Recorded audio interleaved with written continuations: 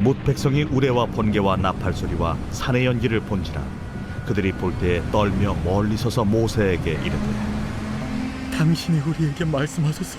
우리가 들으리이다. 하나님이 우리에게 말씀하시지 말게 하소서. 우리가 죽을까 하나이다. 모세가 백성에게 이르되 두려워하지 말라. 하나님이 임하시면 너희를 시험하고 너희로 경외하여 범죄하지 않게 하려 하심이니라. 백성은 멀리 서 있고 모세는 하나님이 계신 흑암으로 가까이 가니라. 여호와께서 모세에게 이르시되 너는 이스라엘 자손에게 이같이 이르라. 내가 하늘로부터 너희에게 말하는 것을 너희 스스로 보았으니 너희는 나를 비겨서 은으로나 금으로나 너희를 위하여 신상을 만들지 말고 내게 토단을 쌓고 그 위에 내 양과 소로 내 번제와 화목제를 드리라. 내가 내 이름을 기념하게 하는 모든 곳에서 내게 임하여 복을 주리라. 내가 내게 돌로 제단을 쌓거든 다듬은 돌로 쌓지 말라. 내가 정으로 그것을 쪼면 부정하게 함이니라. 너는 층계로 내 제단에 오르지 말라. 내 하체가 그 위에서 드러날까 함이니라. 종종 하나님이 안 믿긴다는 사람들이 하는 기도 중에서 하나님 좀 계시면 계신 것을 저에게 좀 보여주세요. 하나님 전능하신 하나님이시라면 제 눈에 나타나시든지 아니면 알 수 있도록 존재를 밝히 드러내주세요. 이런 기도를 하는 사람들이 있을 것입니다. 그런데 하나님은 왜 짠하고 드러나지 않으실까? 하나님은 보란듯이 하늘에 있는 12군단이나 되는 천사들과 함께 모습을 보여주지 않을까? 이런 생각을 해본 적이 있지 않습니까? 오늘 그런 질문에 대한 답이 오늘 본문에 있습니다. 출애굽기 20장은 10계명으로 유명한 장이죠. 이스라엘이 계속 먹을 게 없다, 물이 없다 원망할 때에는 수준이 안 되기 때문에 구원의 백성으로서 가져야 될 의무나 책임도 계명도 말씀해 주기가 어려우셨습니다. 그런데 아말렉과 전쟁을 시켜보시고 승리하게도 하시며 반석에서 물도 주시면서 하나님만 의지하면 되구나, 신뢰가 생길 때쯤 십계명을 주시더라는 것이죠.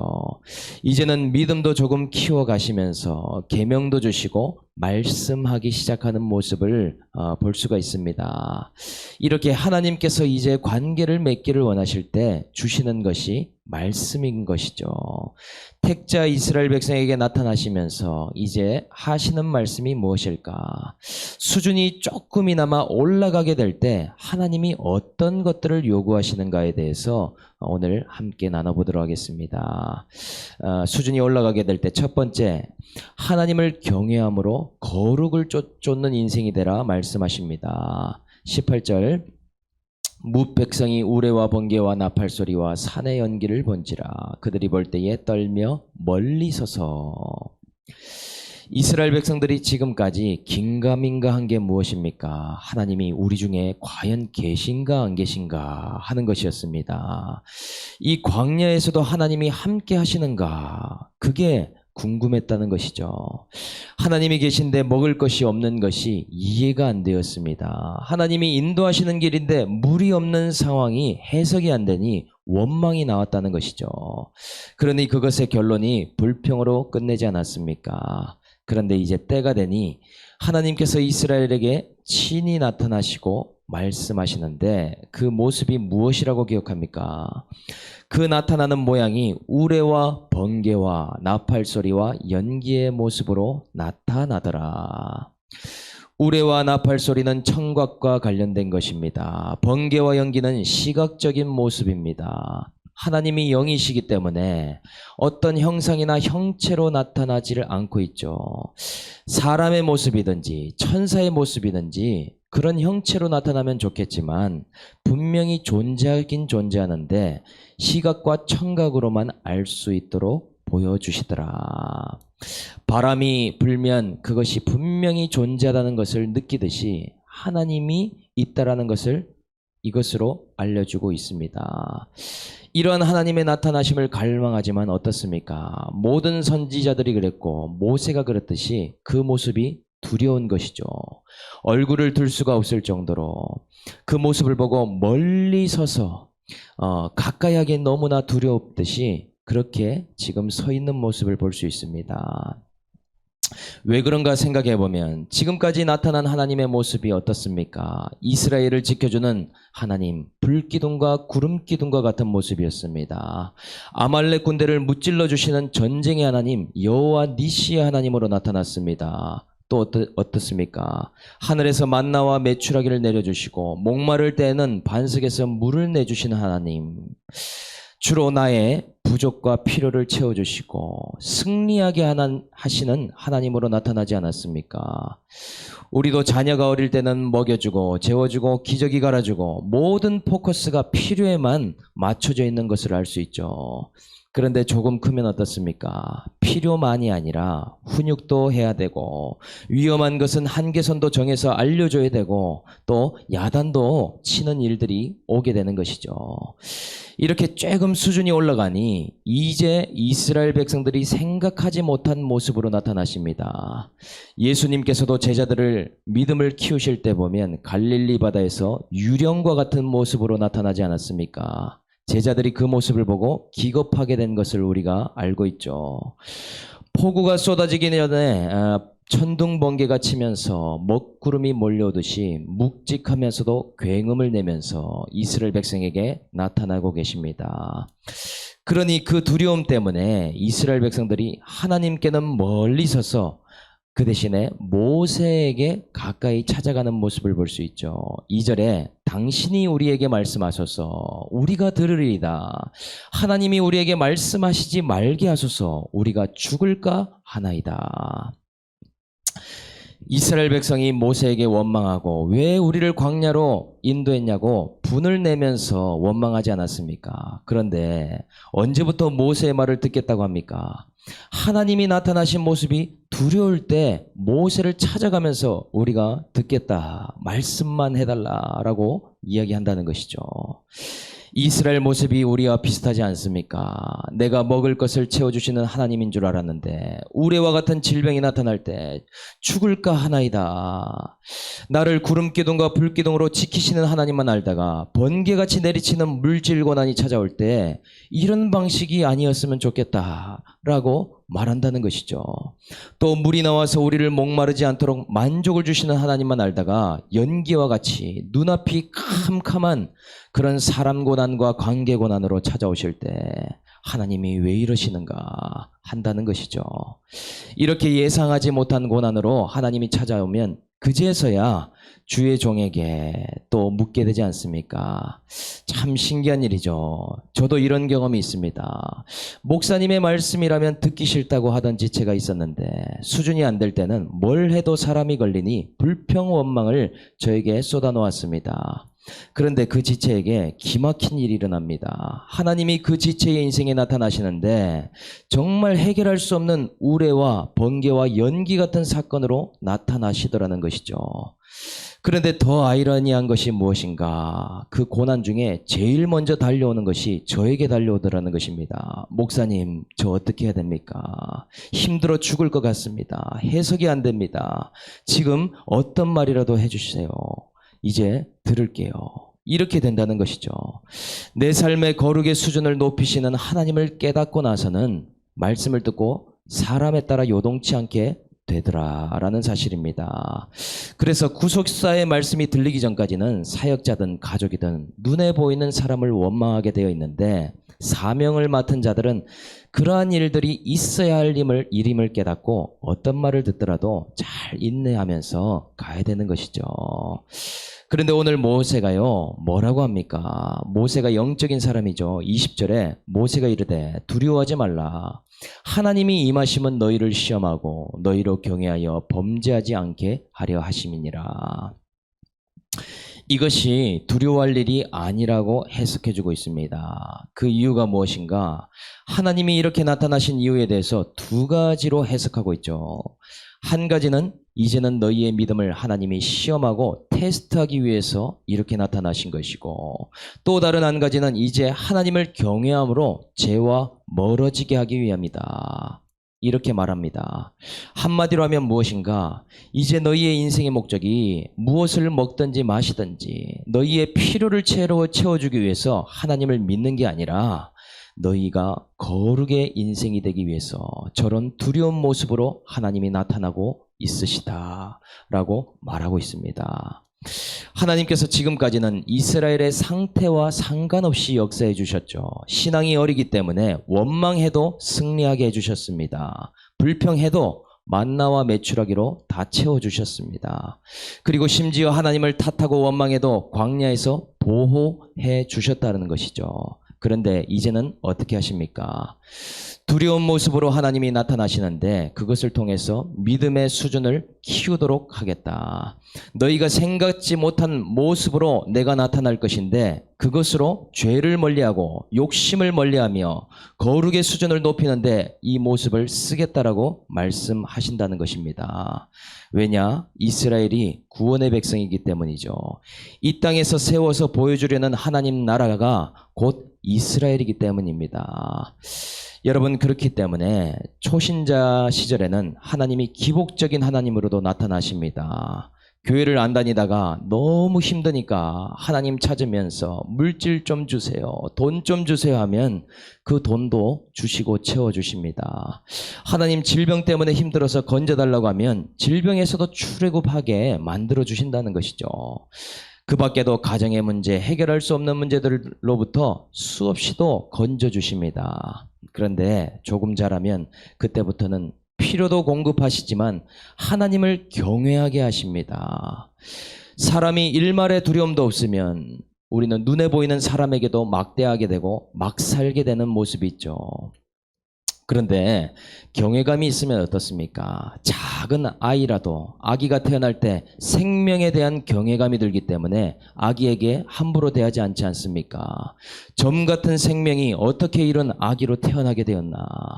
그 아기가 우는 모습과 생긴 그 모습에 경외감이 생기며 소중하게 되고 귀하게 여기게 되죠. 작은 아이라도 그런데 하나님은 어떻겠습니까? 하나님은 두려운 사건을 통해서 경외감을 갖게 만들고 정말 하나님이 놀라우신 분이라는 것을 깨닫고 생각하기를 원하시더라라는 사실입니다. 나를 거룩히 하시는 우레와 같은 모습으로도 나타나십니다. 내 인생의 번개도 치게 하십니다. 왜냐? 하나님을 경외하면서 이제는 내 인생을 더 이상 막 살지 말고 말씀 따라 거룩을 따라 살게 하기 위해서 그런 일들이 지금 몰려오고 있다는 사실입니다. 저와 여러분들의 모든 사건 속에 나타나신 하나님은 어떤 분이십니까? 오늘 하나님은 저와 여러분들의 거룩을 위해서, 구원을 위해서 애쓰고 수고하고 있다는 것을 깨달을 수 있기를 주님의 이름으로 축복합니다. 수준이 올라갈 때 두 번째는 자신을 위한 하나님을 만들지 말라라고 말씀하십니다. 이 말이 참 묘한 말씀이죠. 22절에 보니 여호와께서 모세에게 이르시되 너는 이스라엘 자손에게 이같이 이르라. 내가 하늘로부터 너희에게 말하는 것을 너희 스스로 보았으니. 이스라엘 백성들이 광야에 나오자마자 드러난 모습이 원망이라고 했죠. 이스라엘이 그렇게 원망한 이유가 무엇입니까?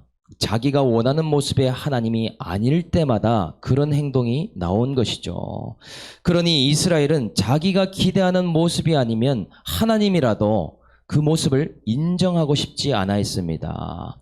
그래서도 좀 전에 메시지가 원치 않는 모습이 나타나도 그것이 하나님이 나타나는 모습이라고 모세가 이야기해 주지 않았습니까? 그런데 이번에는 반대이죠. 너희는 하나님을 어떤 모양이나 형상에 가두지 말라라고 이야기를 합니다. 사람은 내가 보고 싶은 것만 보려고 하고 내가 믿고 싶은 것만 믿으려고 하는 습성이 있죠.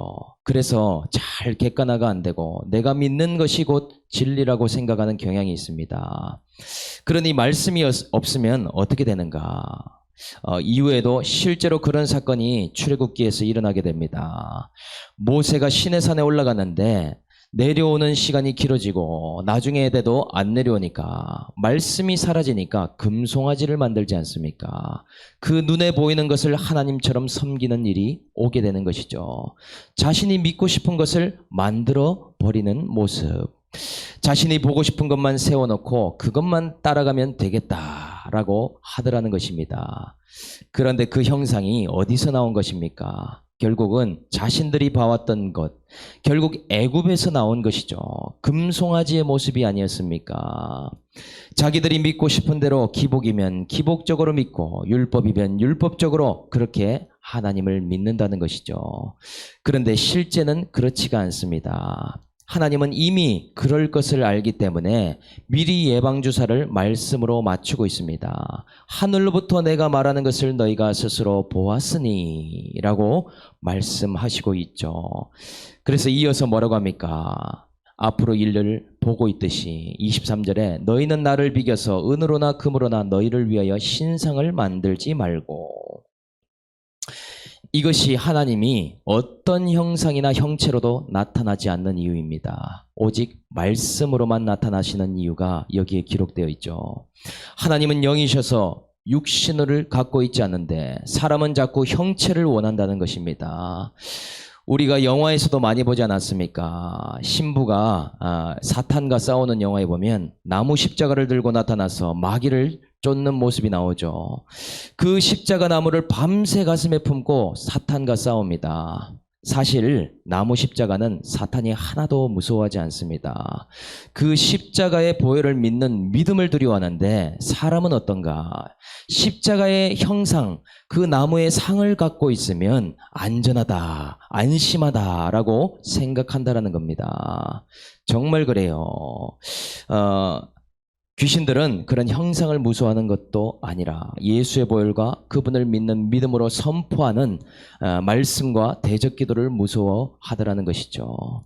이것처럼 사람은 자꾸 신상을 만들려고 하면서 하나님이 이런 모습일 거야, 눈에 보이면 안심하지 않습니까? 하나님은 이런 모습일 거야, 본인들이 기대한 형상과 본인들이 믿고 싶은 모양대로 새겨 놓더라. 납득이 되고 원하는 모습과 방식대로만 만들려고 한다는 것입니다.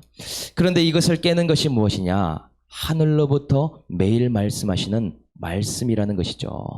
우리는 자꾸만 내가 경험한 대로 신앙을 국한시키려고만 합니다. 과거에 내가 만난 하나님을 미래의 하나님 전부라고 말하려고 한다는 것이죠. 내가 보고 듣고 느낀 것이 전부인 것처럼 생각하는 것이 편하지 않습니까? 한 가지 비유로 평생을 업으로 산 사람이 있을 때 바다를 잘 안다라고 얘기합니다. 그렇지만 바다 속을 전부 아는 것은 아니죠. 오징어가 언제 잘 잡히는지 철도 너무 잘 압니다. 고기가 잘 잡히는 지역이 어딘지 눈 감고도 배를 타고 찾아갑니다. 자기 지역에 있는 바다의 생태를 너무나도 잘 알죠. 그런데 그렇다고 바다 전체를 안다라고 할 수 있겠습니까? 아니죠. 이처럼 바다보다 크신 분이 하나님이신데 우리는 스스로 하나님을 안다고 하나님을 어딘가에 가두려고 하는 습성이 있습니다. 매일 동안 평생 동안 하나님을 알아가도 모르는데 한 가지 모습을 만들어 놓으면 그게 편하니까 더 알아가려고도 하지 않더라는 것이죠. 말씀을 알아가기를 귀찮아하고 매일 큐티하는 것을 어려워합니다.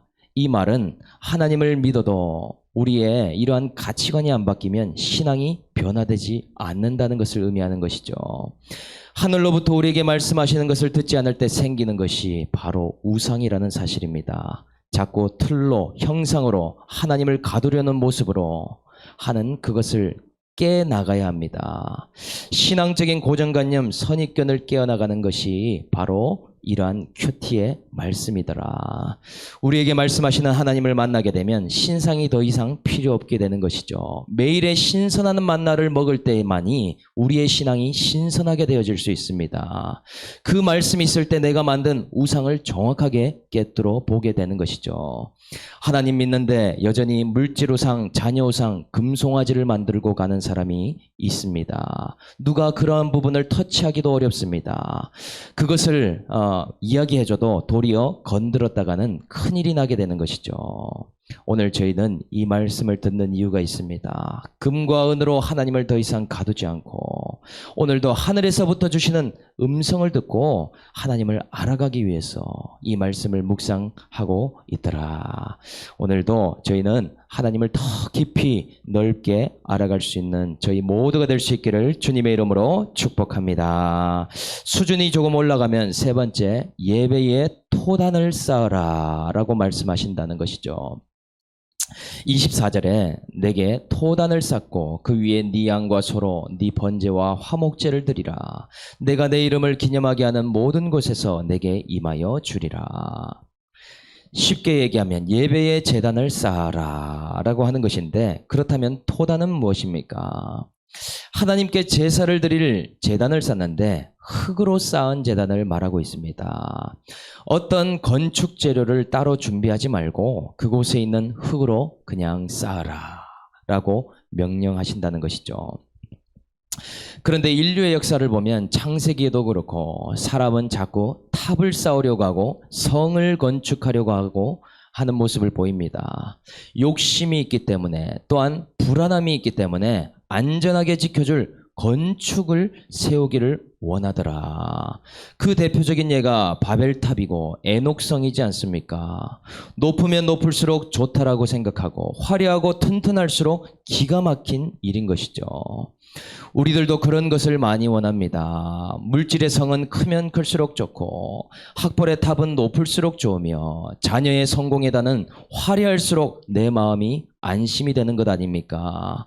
하나님 때문에 안심하는 것이 아니라 눈에 보이는 것 때문에 안심하는 인생, 그것이 죄인인 우리들의 인생이라는 것이죠. 그런데 어떻습니까? 정작 하나님이 원하시는 토단은 예배의 토단을 쌓을 마음은 우리는 거의 없다는 것입니다. 모래로 쌓은 탑이 쌓아봐야 얼마나 높게 쌓을 수 있겠습니까? 그리고 그거 쌓아봐야 티가 나나 싶고 비가 오거나 태풍이 몰아치면 다 사라질 것들 아닙니까? 그냥 별 볼 일 없는 것이죠. 쌓아봐야 뭐하나 하는 것들 아닙니까? 그런데 하나님은 이 토단에다가 뭘 하라고 하시는가? 토단에다가 양과 소를 희생하고 그 단에 네 양과 소로 번제와 화목제를 드리라. 사람은 이해 타산을 따지지 않습니까? 내가 투자한 것보다 그래도 조금 더 많이 거둬야 되고 내가 헌신하고 노력한 만큼의 대가가 와야지 시간을 들이지 않겠습니까? 그래도 그 이상이 되어야 물질도 쓰고 에너지도 쓰게 되더라는 것이죠. 그런데 볼품없는 그 토단에 내 소중한 양과 소를 희생시켜가면서 예배를 드리라 하시니 이것이 세상 가치관으로 보면 정말 할 수가 없는 일이죠. 믿음이 없이는 할 수 없는 일입니다. 세상 가치관을 내려놓고 내 이름을 기념하는 모든 곳에서 네게 임하여 복을 주겠다. 하나님은 약속하고 계시죠. 믿음으로만 이 예배를 드릴 때 하나님이 임재하시고 또한 이 세상이 누리지 못하는 복을 주시겠다 한다는 것입니다. 그런데 하나님은 인간의 마음을 너무나 잘 압니다. 25절 6절에 뭐라고 하는가? 혹시 네가 내게 돌로 제단을 쌓거든 이라고 말합니다. 돌로 쌓을 것을 알고 있는 것이죠.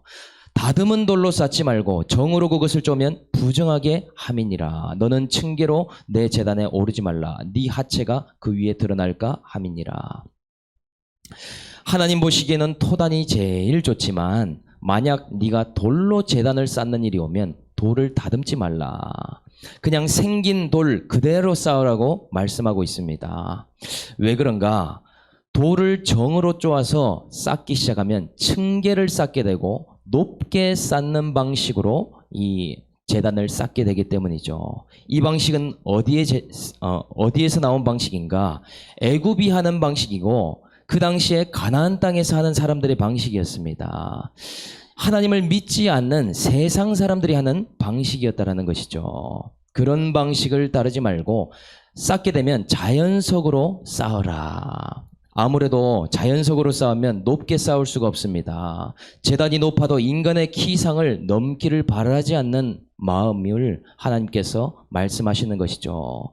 그리고 정으로 깎기 시작하면 어떤 의도가 생기게 됩니까? 성전에 자꾸 내 의지가 들어가기 시작합니다. 하나님을 위한 것이라고 제단을 쌓았지만 내가 만들고자 하는 제단으로 내 욕심으로 끝이 내려지게 되더라는 것이죠. 결국은 하나님을 위한 것이 아니라 나를 위한 제단이 되기 때문에 결코 정으로 쪼지 말라라고 말한다는 것입니다. 정으로 다듬게 되면 사람의 키를 훌쩍 넘어가게 되고 층계가 생기게 되면서 그 층계로 제사장들이 오르락내리락 하게 되는데 네 하체가 그 위에 드러나게 될까 한다. 예전에는 무슨 속옷이 따로 있지 않기 때문에 높이 오르게 되는 만큼 하체가 다 드러나게 되어 있었죠. 욕심을 부리는 만큼 그 의도가 다 보이게 되고 그것이 이후에 수치가 될 것을 말씀하고 있습니다. 그러니 하나님은 어떻게 나오라고 하시는가? 있는 모습 그대로 나오라는 것이죠. 꾸미지도 말고 포장하지도 말고 욕심을 부리지도 말고 그냥 그 모습 그대로 나오라. 신앙도 정으로 쪼기 시작하면서 문제가 생깁니다. 외식하면서 죄를 못 보기 때문에 인생에 문제들이 생기죠. 가식으로 살아가면서 신앙이 이상해지기 마련입니다. 그러니 자연석 그대로 하나님께 나오고 탑을 쌓거나 성을 좀 짓지 말고 욕심을 내려놓고 나오고 회개하고 정욕과 탐심이 있으면 십자가에 그것을 좀 가지고 나오라고 이야기를 하고 계시다라는 것이죠. 오늘 내가 쌓고 있는 제단은 나를 위한 성전인지 하나님을 위한 토단의 제단인지 우리는 그것을 분별해야 됩니다. 오늘 저와 여러분들은 꾸밈 없이 욕심 없이 자연석 그대로 매일매일의 토단을 쌓는 인생이 되기를 주 예수의 이름으로 축복합니다. 적용 질문 드리겠습니다. 내가 원하지 않는 모습으로 나타나신 하나님의 모습은 무엇입니까? 말씀이 없기에 만든 금과 은의 우상은 어떤 우상입니까? 내가 쌓고 있는 것은 예배의 토단입니까? 세상의 높은 성과 탑들입니까? 오늘 말씀을 생각하면서 함께 한번 기도하겠습니다. 하나님 아버지, 내 인생을 먹고 마시게 하시고 입히시는 하나님은 인정하면서도 우레와 같은 질병으로 나타나실 때에는 두려워하며 하나님을 멀리했습니다. 나를 잘되게 하시고 순탄하게 하시는 하나님은 믿으면서도 광야와 같은 길에서 고생하게 하는 하나님은 만나기를 꺼려했습니다. 이것이 저의 신앙의 고정관념이었고 이것이 저의 선입관이었습니다. 그러나 하늘로부터 말씀하시는 말씀 묵상을 하게 하시면서 이것을 깨뜨려 나가고 계십니다. 내가 만난 기복의 하나님, 내가 만난 은사의 하나님, 복을 주시는 하나님, 여기에만 갇혀 있지 않게 하셨고 어떤 모습이라도 나타나도 나의 거룩을 위해서 수고하시고 애쓰시는 하나님의 모습을 보게 하셨습니다. 오늘 저와 모든 새청 그리고 세비 공동체 모두가 하나님 어떠한 모습으로 나타나더라도 하나님을 인정하고 해석할 수 있는 성숙한 공동체가 될 수 있도록 믿음을 더하여 주시옵소서. 이 인생에서 나를 위한 신상을 만들고 탑과 성을 쌓기보다 예배의 토단을 쌓기를 원합니다. 그 누가 알아주지 않아도 그 누구에게 짠하고 보여주지 못해도 있는 모습 그대로 나아가는 토단을 쌓는 하루가 될 수 있도록 주님 역사하여 주시옵소서. 감사를 드리며 우리를 구원하신 예수님의 이름으로 기도드립니다. 아멘.